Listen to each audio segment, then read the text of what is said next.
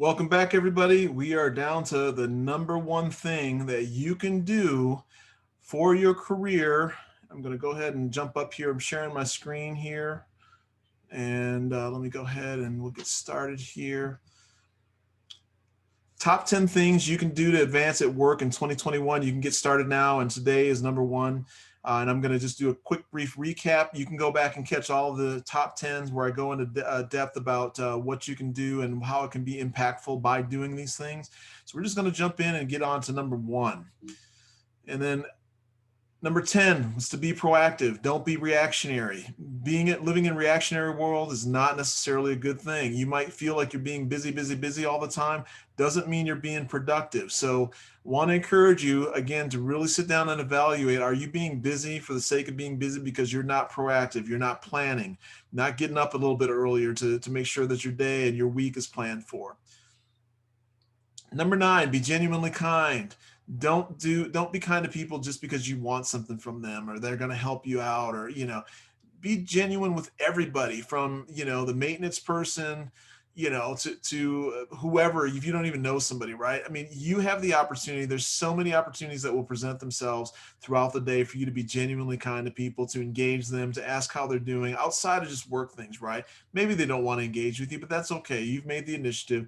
But when you ask how somebody's doing, stop, take a second, pause, and actually listen to what it is that they're saying to you. It might give you some keys in terms of what's going on. It also helps you not focus on what's going on in your life if things aren't going well, right?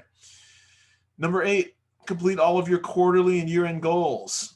Make sure that you're not just getting the standard canned ones that everyone gets. If you have some goal and aspirations and goals of advancing in terms of pay or advancing in title, make sure that you get your boss to agree to add specifically and measurably what you can do to advance or to get that raise that you're shooting for, right?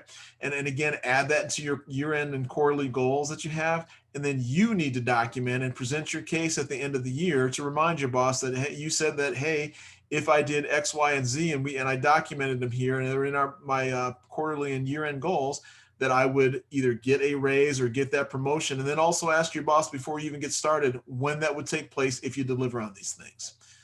Number 7, give others credit frequently. Doesn't cost you anything. If somebody's going above and beyond and you are the beneficiary of that, give them credit in front of you. You can thank them individually, but also take that extra second to give them credit in front of the team or in front of the bosses, right?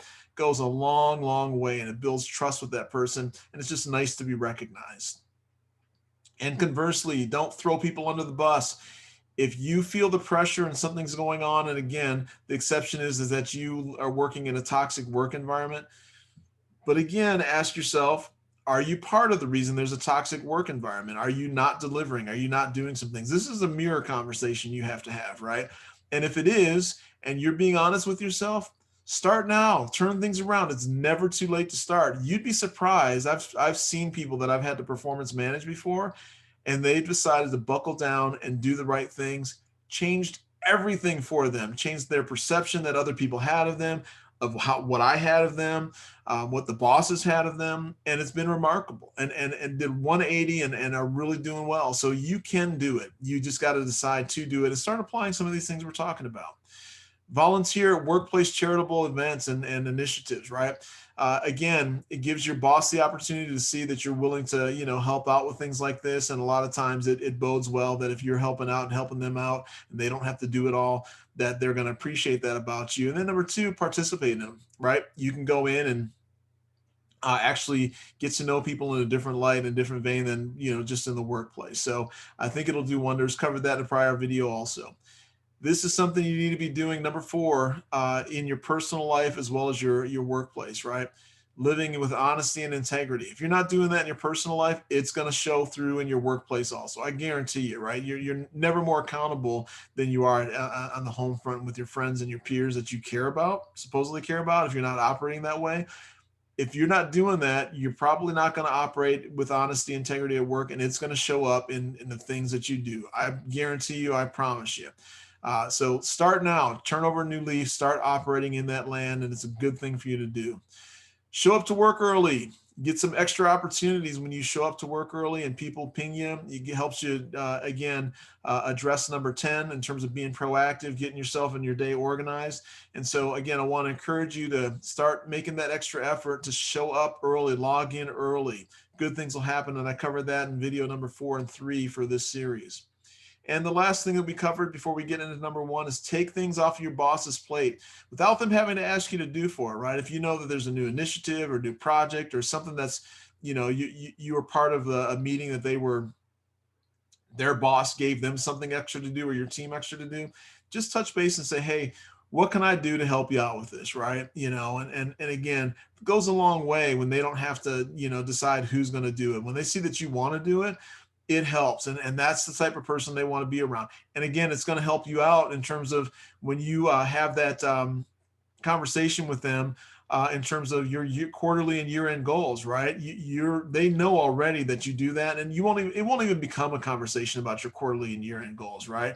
If they know that you want to advance and that you want more pay, it's a simple conversation. If you're that go-to person for your boss, they're going to be like, do everything they can. They want to keep people around them. That's going to help them and their team and help them in terms of their advancement because they have goals too, right? They're going to do whatever they can to make you happy as well. So it's one of the things you can do.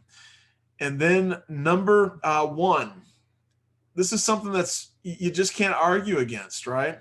Deliver quality at every turn, right? Is there too much on your plate? Are you not doing a great job because you have so much going on because either you're not proactive or maybe you're not strong enough to say, hey, I got a lot going on. I need a little bit of help here. You got to have those honest conversations. But at the end of the day, don't do things halfway.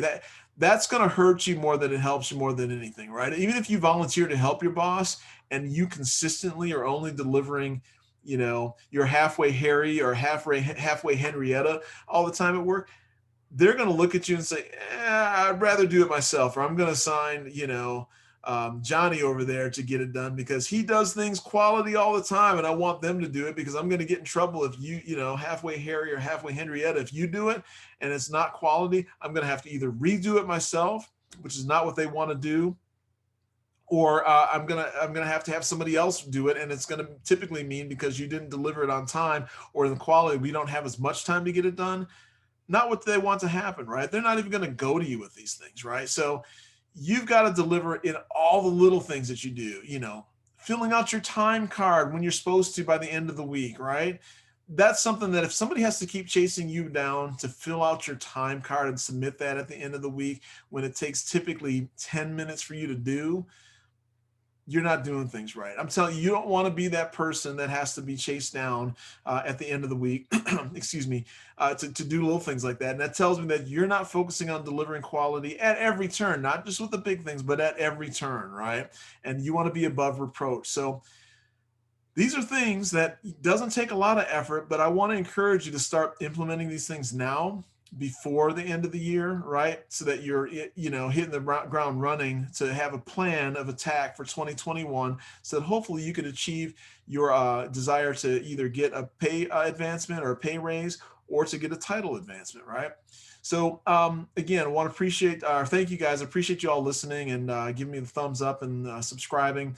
Also, the next series that we're going to cover, and again, take this with a grain of salt. I'll explain it in the video, but it's top 10 reasons I'm a high-class LinkedIn hoe.